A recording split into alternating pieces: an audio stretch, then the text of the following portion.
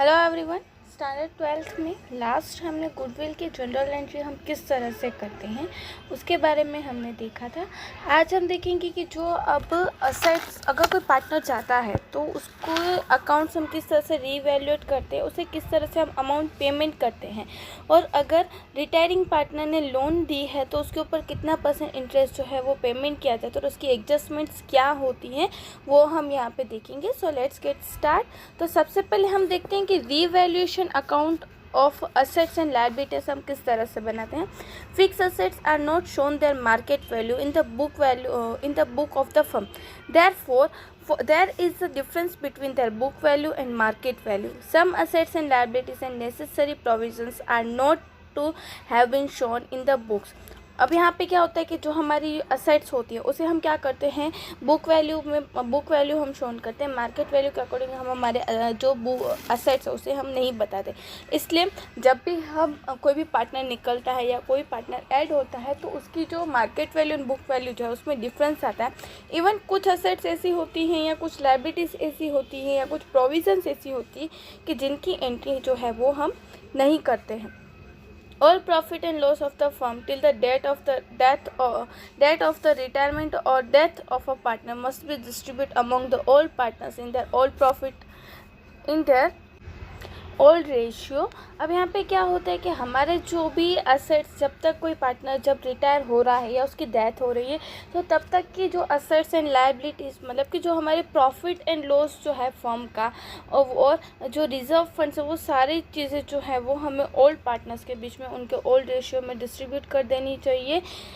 Therefore, assets and liabilities are revalued at the time of retirement or death of a partner, and the net increase or decrease in them is transferred to the revaluation account. जैसा हम करते थे last chapter में हमने किया था कि हम जब भी कोई न्यू पार्टनर ऐड होता था तो हम कैसे हमारे असेट्स को हम रीवैल्यूएट करते थे, इसी तरह से यहाँ पे भी जब अगर कोई पार्टनर रिटायर होता है एट दैट टाइम भी हम क्या करते हैं, सारी असेट्स एंड लायबिलिटीज़ को रीवैल्यूएट करते हैं और उसके बाद उस रीवैल्यूएशन के बाद जो भी प्रॉफिट होता है उसे हम ओल्ड पार्टनर्स के बीच में डिस्ट्रीब्यूट कर देते हैं। नेट प्रॉफिट और net loss of a revaluation account is distribute among the old partners in their old profit and loss sharing ratio.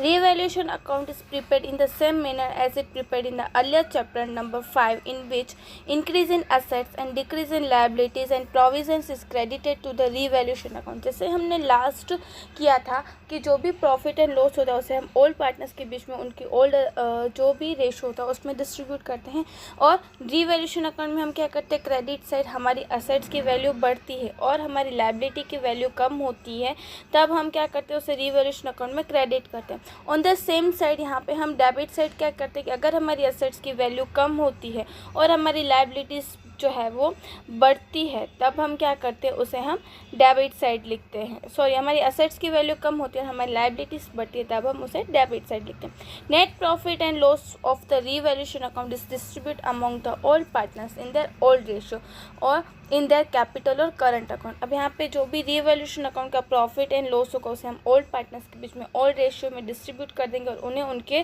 Capital और करंट अकाउंट में हम क्रेडिट कर देंगे। और लास्ट स्टेप क्या होता है कि जो हमारी असेट्स एंड लायबिलिटीज़ की जो न्यू वैल्यूज है उसे हम बैलेंस शीट में प्रेजेंट करते हैं, कि जो बैलेंसेस है उसे हम इस तरह से प्रेजेंट करते हैं।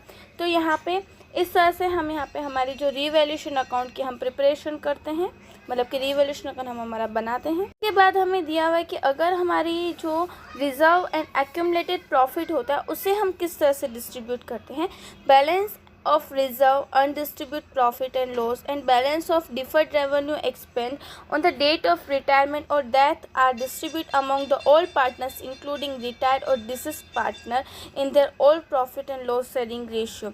Same general entry in respect as shown in the previous chapter number 5, admission of a partner are recorded at the time of the retirement और death of the partners. That means कि यहाँ पे जैसे हमने last हम करते थे कि रिजर्व की balance, accumulated profit and loss, balance sheet, deferred revenue expense, उसको हम कैसे ओल्ड पार्टनर्स के बीच में ओल्ड रेशियो में हम डिस्ट्रीब्यूट कर देते हैं।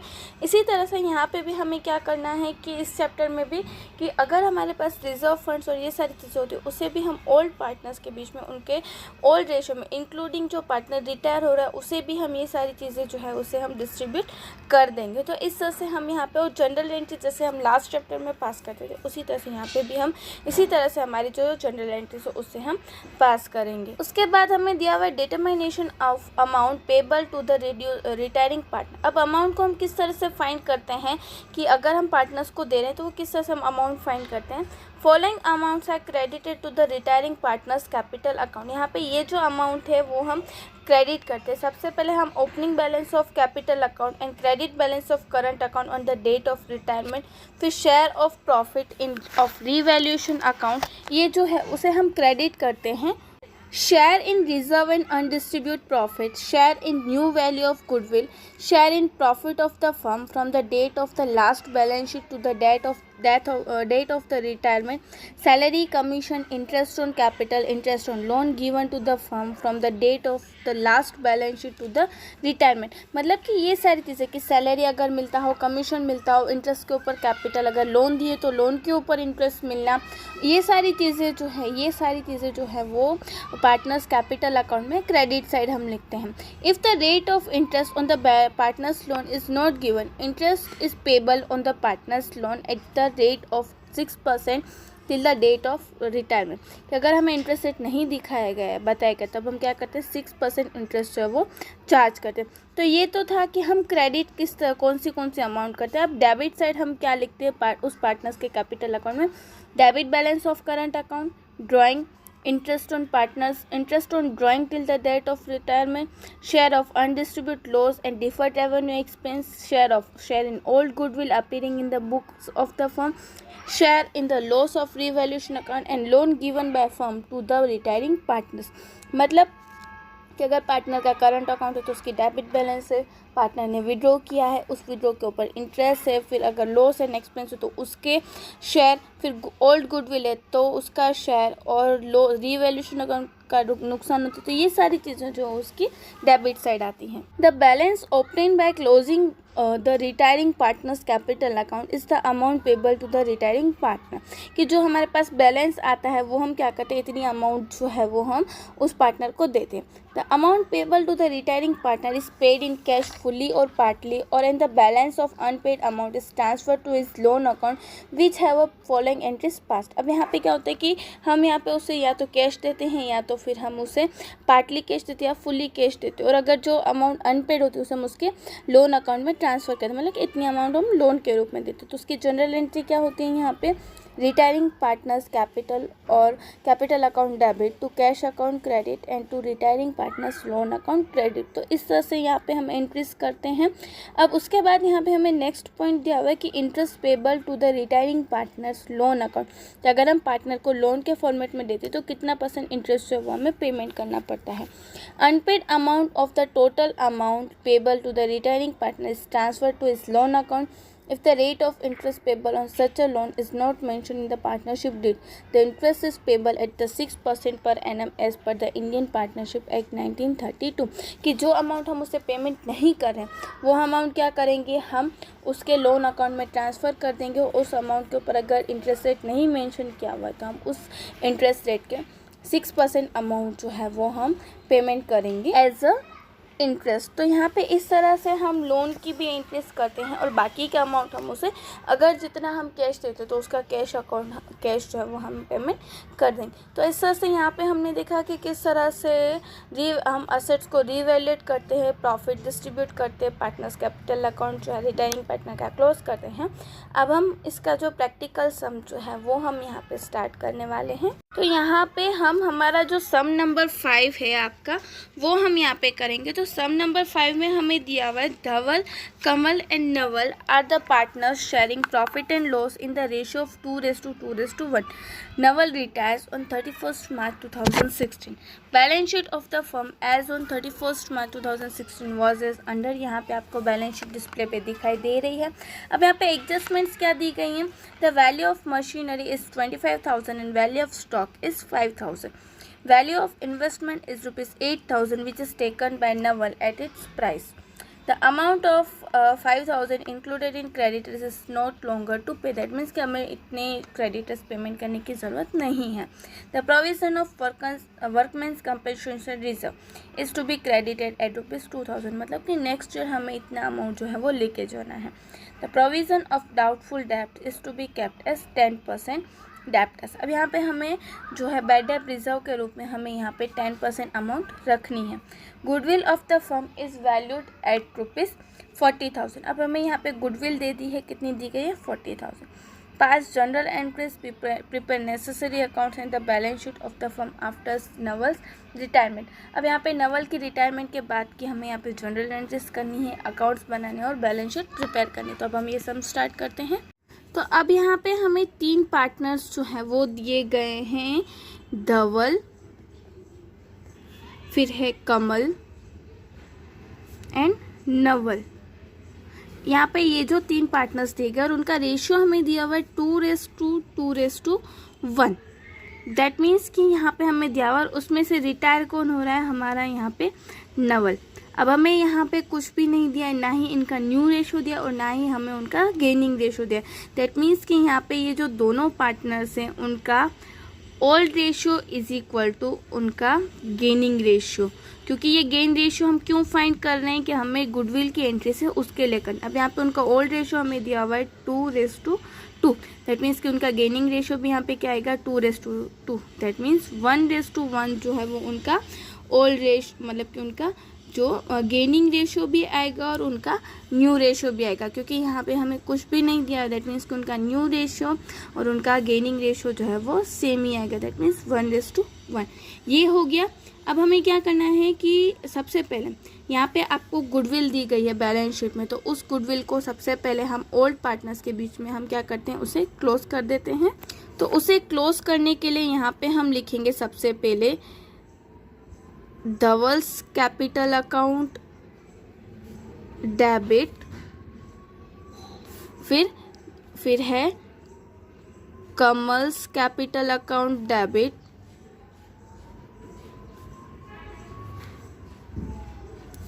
फिर है Naval's capital account debit,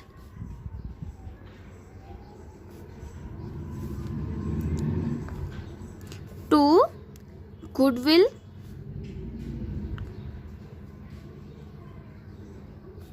account credit. अब गुडविल की अमाउंट हमें दी गई है 10,000.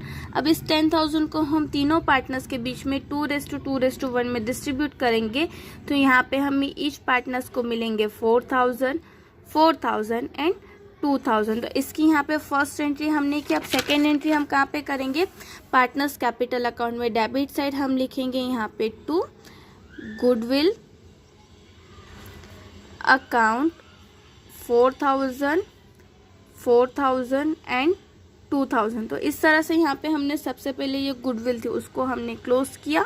उसके बाद यहाँ पे आपको न्यू गुडविल की वैल्यू दी गई है 40,000. तो यहाँ पे हमने लिखा new goodwill is equal to 40,000. अब उसमें से हम जो है वो नवल का शेयर है वो हम फाइंड करते हैं. तो यहाँ पे हमने लिखा Naval's share is equal to 40,000 into 1/5. 1 उसका old ratio upon total share. That means 8,000. तो ये 8,000 है वो किस तरह से यहाँ पे देने पड़ेंगे?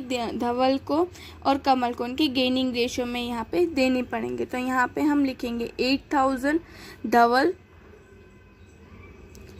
Is equal to 1/2. 4,000 धवल के अकाउंट में एंड कमल के अकाउंट में भी 4,000. 8,000 इंटू 1/2 इज इक्वल टू 4,000. जैसा कि आपको पता ही है कि गुडविल की एंट्री हम किस तरह से करते हैं? उनके गेनिंग रेशियो में करते हैं. तो अब इसकी जनरल एंट्री हम यहाँ पे करते हैं. तो यहाँ पे इसकी जनरल एंट्री हम इस तरह से करेंगे. धवल्स कैपिटल अकाउंट डेबिट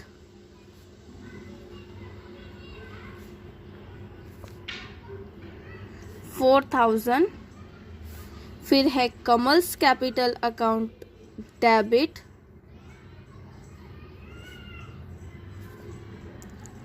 4,000 टू यहाँ पे नवल्स कैपिटल अकाउंट क्रेडिट 8,000। अब यहाँ पे इसकी एंट्री जो है वो हम पार्टनर्स कैपिटल अकाउंट में भी कर देते हैं साथ साथ। तो यहाँ पे पार्टनर्स कैपिटल अकाउंट में हमने डेबिट साइड लिखा टू नवल कैपिटल अकाउंट। तो यहाँ पे धवल की कॉलम में 4,000 एंड कमल की कॉलम में 4,000। फिर नवल के अकाउंट में क्रेडिट साइड हमें लिखना है, तो हम यहाँ पे थोड़ा स्पेस छोड़ के यहाँ पे हम लिखेंगे बाय धवल्स कैपिटल अकाउंट, यहाँ पे 4,000।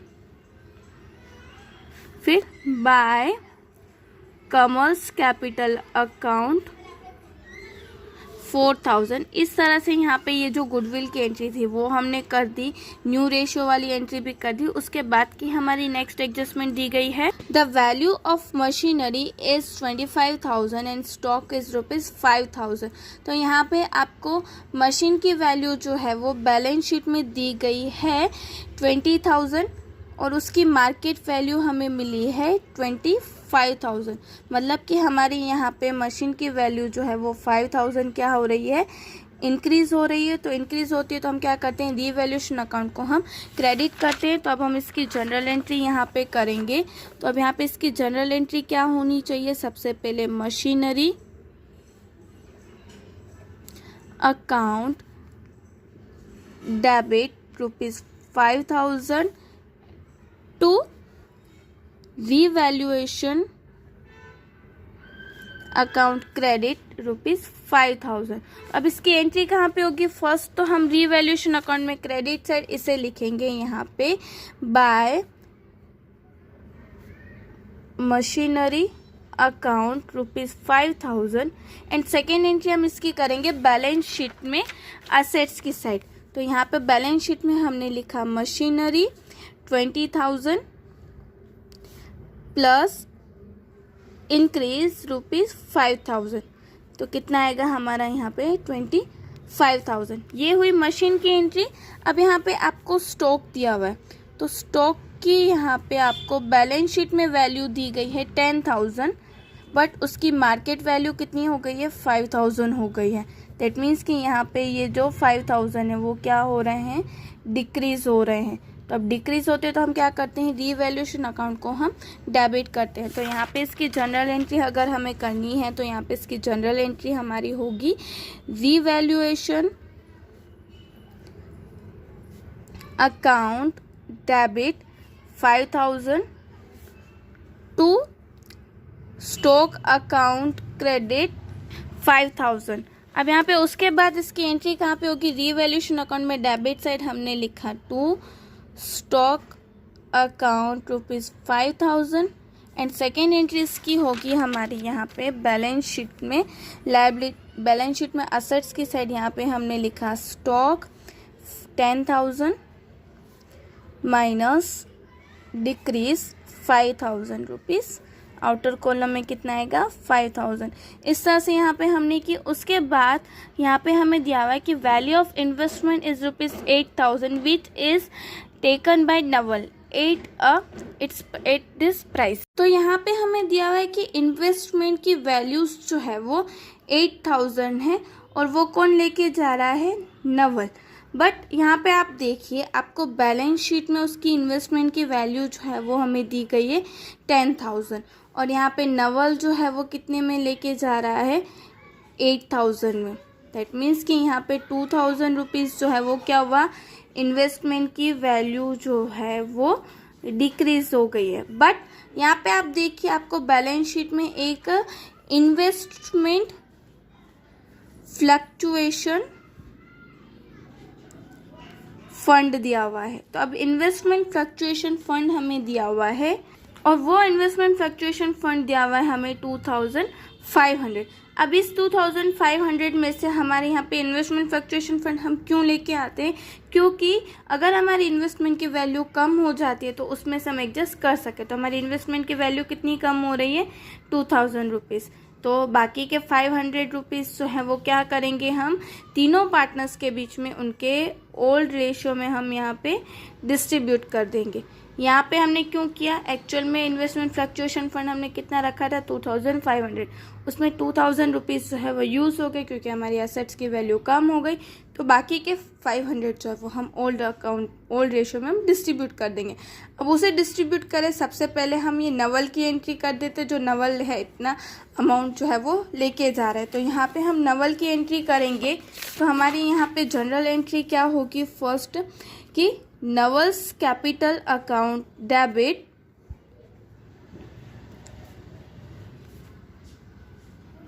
$8,000 टू इन्वेस्टमेंट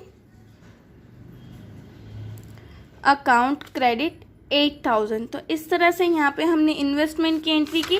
अब हम क्या करेंगे, पार्टनर्स कैपिटल अकाउंट में डेबिट साइड यहाँ पे हम लिखेंगे टू इन्वेस्टमेंट अकाउंट नवल की कॉलम में 8,000।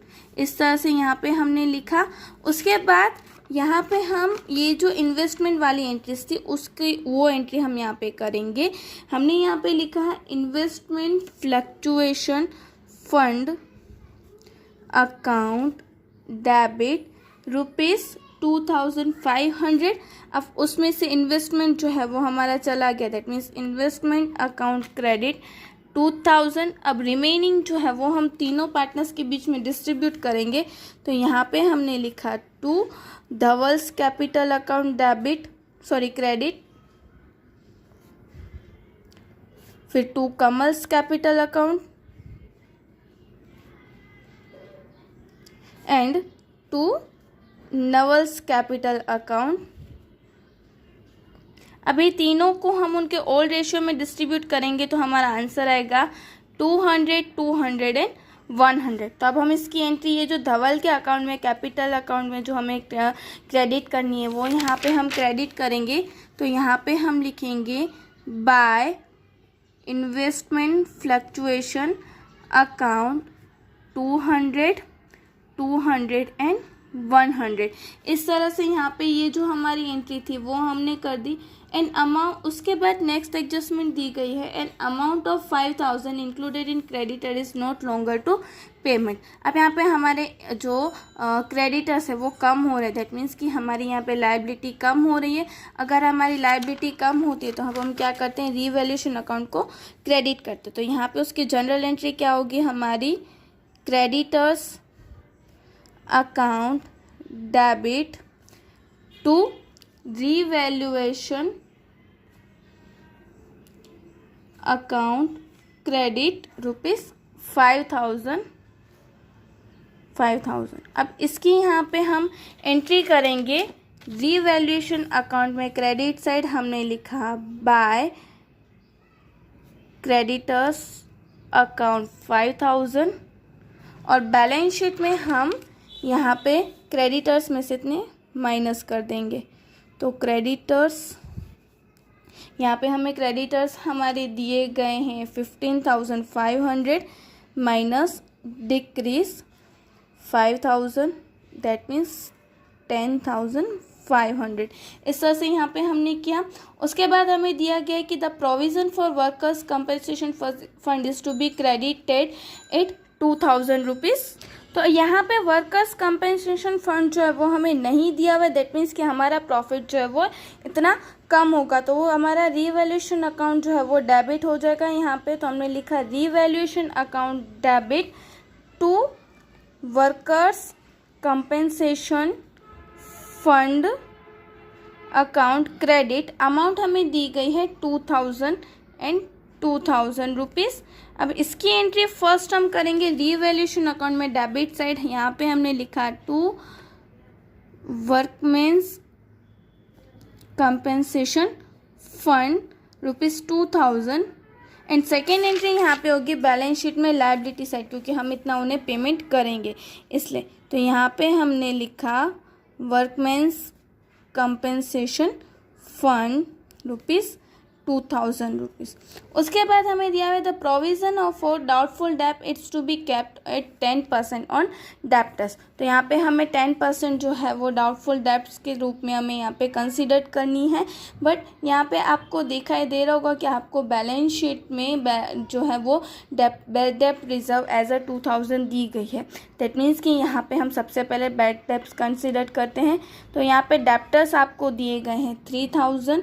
अब उसके ऊपर हम 10% बैड डेप करेंगे, bad debt reserve, that means 3000 आएंगे। 30,000 के 10% दैट मीन्स 3000। अब यहाँ पे आपको एज अ बैलेंस शीट में आपको दी गई है बैड डेप रिजर्व 2000 रुपीज़ और यहाँ पे हमारी बैड डेप रिजर्व है 3000। मतलब कि यहाँ पे बैड डेप रिजर्व हमारी बढ़ गई है। अब हम आपको पता है कि अगर हमारी बैड डेप रिजर्व बढ़ती है दैट मीन्स कि हमारा प्रॉफिट कम होता है और उसे हम रीवैल्यूएशन अकाउंट में डेबिट साइड उसकी एंट्री करते हैं। तो यहाँ पे हम उसकी एंट्री करेंगे इस तरह से कि revaluation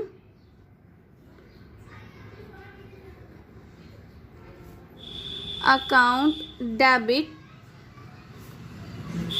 ₹1000 to debtors account credit ₹1000। अब इसकी एंट्री कहाँ पे होगी? हमारी रीवैल्यूएशन अकाउंट में डेबिट साइड हमने लिखा रीवैल्यूएशन अकाउंट में bad debt reserve account credit, यहाँ पे हमने लिखा 1000। सॉरी, यहाँ पे हमारा आएगा बैड डेप रिजर्व। तो इस तरह से यहाँ पे हमने इसकी एंट्री कर दी। तो यहाँ पे हमने हमारी जो सारी जो एडजस्टमेंट्स थी उसकी एंट्रीज यहाँ पे हमने कर दी है। तो इस तरह से यहाँ पे हमने सारी एंट्रीज हमारी कर दी। अब हम बैलेंस शीट की तरफ बढ़ते हैं। तो बैलेंस शीट में सबसे पहले हमें दिया हुआ है कैपिटल अकाउंट। तो यहाँ पे हम लिखेंगे कैपिटल अकाउंट में credit side by balance BD, यहाँ पे 30,000, 20,000 एंड 10,000। उसके बाद हमें दिया हुआ है जनरल रिजर्व जो हम तीनों पार्टनर्स के बीच में उनके ऑल रेशियो में डिस्ट्रीब्यूट करेंगे। That means general reserve account debit ₹5,000 to Dhaval's capital account credit 2000 to Kamal's capital account credit 2000 and to Naval's capital account credit 1000। तो इस तरह से क्या। उसके बाद हमें दिया इन्वेस्टमेंट फ्लक्चुएशन फंड, उसकी एंट्री हमने कर दी है, बैड डेप रिजर्व की एंट्री कर दी है, क्रेडिटर्स की एंट्री कर दी है। तो हमारी लायबिलिटी साइड यहाँ पे क्लोज होती है। फिर है असेट्स की साइड, तो उसमें हमने गुडविल की एंट्री कर दी, मशीन्स की एंट्री कर दी, इन्वेस्टमेंट की एंट्री हमने कर दी है, वो हम लेके गए हैं। फिर है डेप्टर्स, तो डेप्टर्स की एंट्री कर दी है, स्टॉक की एंट्री हमारी हो गई। Then after cash and bank है। तो अब यहाँ पे हम इस कैश और बैंक की एंट्री हम करेंगे बैलेंस शीट में लायबिलिटी असेट्स की साइड। यहाँ पे हमने लिखा cash and bank account credit, यहाँ पे 5,000। तो इस तरह से यहाँ पे हमने सारे अकाउंट्स जो हैं वो हमने कर दिए हैं। अब हम रीवैल्यूएशन अकाउंट को क्लोज करते हैं सबसे पहले। तो अब हम रीवैल्यूएशन अकाउंट को यहाँ पे हम क्लोज करेंगे। तो यहाँ पे क्रेडिट साइड का टोटल आएगा 10,000 रुपीज़, उसको हमने लिखा डेबिट साइड।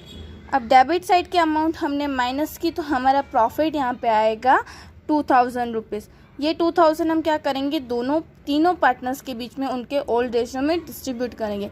तो यहाँ पे लिखा हमने टू कैपिटल और अकाउंट, उनका ओल्ड रेशियो दिया हुआ है 2:1।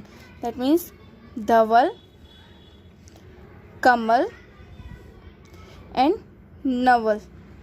अब यहाँ पे हमने इनके ओल्ड रेशियो में अगर हम डिस्ट्रीब्यूट करेंगे तो यहाँ पे धवल को मिलेंगे 800, कमल को मिलेंगे 800 और नवल को मिलेंगे 400।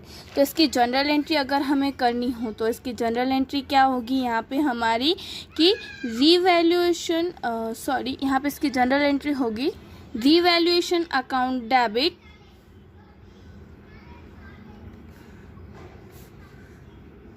₹2,000 टू धवल्स कैपिटल अकाउंट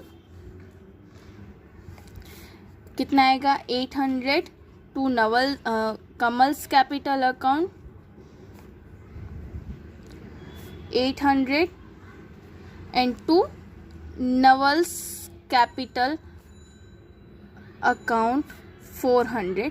इस तरह से इसकी जनरल एंट्री होगी। तो अब हम इसकी एंट्रीज जो है वो पार्टनर्स कैपिटल अकाउंट में अगर हम करेंगे तो यहाँ पे हमने लिखा बाय रीवैल्यूएशन अकाउंट 800 एंड 400। इस तरह से यहाँ पे हमने इसकी एंट्री की है। अब हम ये जो पार्टनर्स कैपिटल अकाउंट है उसे हम क्लोज करेंगे। तो सबसे पहले धवल का अकाउंट हम क्लोज करेंगे। तो धवल का क्रेडिट साइड का टोटल आएगा 33,000। यहाँ पे हमने सेम इट इज़ यहाँ पे लिख दिया है 33,000 और यहाँ पे हमने लिखा इसमें से डेबिट साइड अगर हम माइनस करेंगे तो यहाँ पे 33,000 माइनस 8,000 तो यहाँ पे आएगा बैलेंस BD। यहाँ पे हमारी क्लोजिंग बैलेंस आएगी 25,000। सेम इट इज़ यहाँ पे थोड़ा स्पेस छोड़ के यहाँ पे हम लिखेंगे बैलेंस BD। यहाँ पे हमने लिखा टू बैलेंस BD 25,000। उसके बाद हम कमल का अकाउंट क्लोज करेंगे तो यहाँ पे आएगा 23,000। अब उसमें से हम यहाँ पे माइनस करेंगे दैट मीन्स 15,000। अब यहाँ पे आपको नवल का अकाउंट क्लोज करेंगे तो कितना आएगा 19,500। अब इस 19,500 में से अगर हम 8,000 माइनस करेंगे 10,000 दैट मीन्स 9,500। अब यहाँ पे कुछ भी नहीं दिया गया दैट मीन्स कि यहाँ पे हम वो लोन दे रहे हैं, लोन के रूप में हम उसे पेमेंट कर रहे हैं। दैट मीन्स कि यहाँ पे हम लिखेंगे नवल्स लोन अकाउंट। आपको याद रखना है कि अगर कैश का मेंशन नहीं किया होता है दैट मीन्स कि हम यहाँ पे क्या करें लोन के फॉर्मेट में दे रहे हैं। तब यहाँ पे इसकी एंट्री क्या होगी, यहाँ पे हम इस तरह से लिखेंगे इसकी general entry Naval's capital account debit